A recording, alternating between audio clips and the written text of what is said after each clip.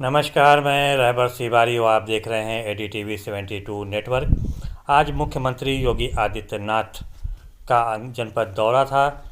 उन्होंने अपने इस दौरे के दौरान लोकसभा चुनाव के मद्देनज़र सभी लोगों का दिल जीतने का पूरा प्रयास किया। एक तरफ जहां उन्होंने विकास की गंगा बहाने की बात की, तो वहीं पर उन्होंने धार्मिक भावनाओं को भी उठाया। इसके साथ ही साथ उन्होंने पाकिस्तान पर भी सीधा वार किया। और सबसे ख़ास बात यह रही आज की उनके पूरे भाषण की कि उन्होंने लगभग 25 मिनट तक जनसभा को संबोधित किया, लेकिन उसमें विपक्षी दलों, ख़ासतौर से कांग्रेस का नाम उन्होंने मात्र एक बार ही लिया कि पाकिस्तान का बंटवारा कांग्रेस के चलते ही हुआ था। उन्होंने सबका साथ सबका विकास की भी बात किया। ऐसा कहकर उन्होंने सभी वर्ग के लोगों को भाजपा से जोड़ने की बात कही है। बहरहाल उन्होंने बात किया कि जिस प्रकार से अयोध्या में तेज़ी के साथ विकास हो रहा है, वो उसका लाभ अम्बेडकर नगर को भी मिलेगा। अयोध्या का जो कॉरिडोर है उसका रास्ता अम्बेडकर नगर से ही होकर गुजरेगा। ये बात उन्होंने पूरे मजबूती के साथ और दावे के साथ किया।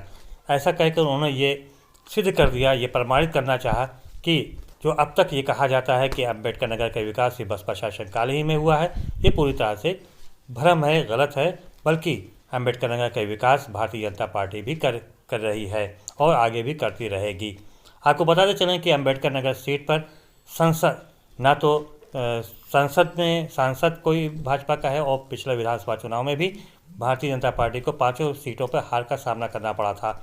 ऐसे में पूरी भारतीय जनता पार्टी का पूरा जो फोकस है वह अम्बेडकर नगर लोकसभा सीट को जीतने का प्रयास है। और शायद इसी के तहत ही मंगलवार को भारतीय जनता पार्टी की जो जनसभा यहाँ कार्यक्रम था, उस कार्यक्रम में मुख्यमंत्री योगी आदित्यनाथ ने विकास को लेकर पूरी मजबूती के साथ केंद्र व प्रदेश सरकार की उपलब्धियों को गिनाया।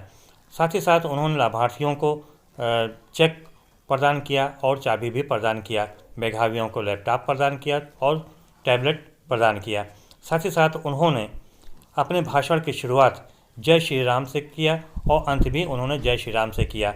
ऐसे में ये धार्मिक बात को भी उन्होंने सीधे सीधे ऊपर उठाया। इसके अलावा उन्होंने अयोध्या, काशी विश्वनाथ और विंध्याचल कॉरिडोर की और वहाँ पर चल रहे विकास की बातों को भी उन्होंने बढ़ चढ़कर बताया। साथ ही साथ लोगों से ये पूछा कि क्या वे मौजूदा समय में विंध्याचल या काशी विश्वनाथ मंदिर क्या गए हैं कि नहीं गए हैं। अगर काशी विश्वनाथ गए हैं या विंध्याचल गए हैं तो वहाँ की तस्वीर काफ़ी कुछ बदल चुकी है। बहरहाल उन्होंने अपने 25 मिनट के संबोधन में विकास, धर्म की बातें बढ़ चढ़कर किया है। ऐसे में ये बात सीधे तौर पे सामने आई आज के उनके इस भाषण में कि हर तरीके से उन्होंने लोगों को भारतीय जनता पार्टी से जोड़ने का प्रयास किया।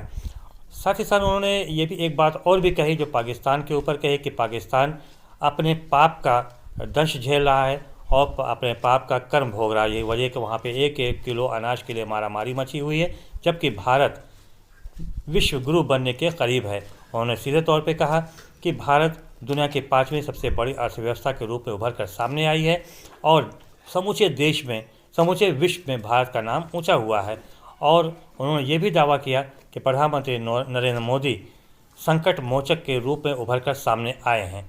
इसके अलावा केंद्रीय कृषि मंत्री नरेंद्र सिंह तोमर ने योगी आदित्यनाथ की बढ़ चढ़ कर तारीफ भी किया और उन्होंने कहा कि उत्तर प्रदेश में जिस प्रकार से आतंकवाद या फिर माफिया राज जो पहले कायम था वो पूरी तरह से समाप्त हो चुका है।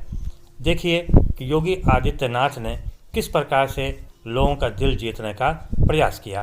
होती है गली मोहल्ले में, आप देखते होंगे बहुत बार, और यही दृश्य आज पाकिस्तान के अंदर देख रहे होंगे।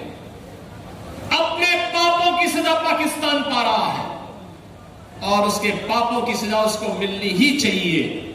और इसीलिए आज हम सब आपसे कह रहे हैं, एक तरफ दुनिया के अंदर उभरता हुआ भारत प्रधानमंत्री मोदी जी के नेतृत्व में अपने, हम लोग सुना करते थे भारत इतना कर्जदार भारत था कि भारत में जब बच्चा पैदा होता था उसके पास 40,000 रुपए कर्ज लग जाता था।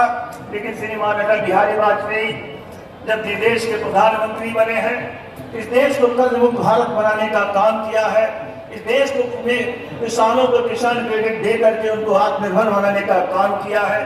आज 4 लेन 6 लेन सड़कों का जाल बिछाने का काम किया है, लेकिन कुछ दुर्भाग्य रहा, परमाणु बम का परीक्षण करके दुनिया में उन्होंने है कि हमें भी भारत का हिस्सा बनाइए, हम भी भारत के साथ शामिल होना चाहिए चाहते हैं।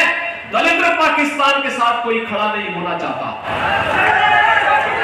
देख रहे होंगे जिस देश का विभाजन हुआ था 1947 में कांग्रेस की सत्ता लोलुपता के कारण,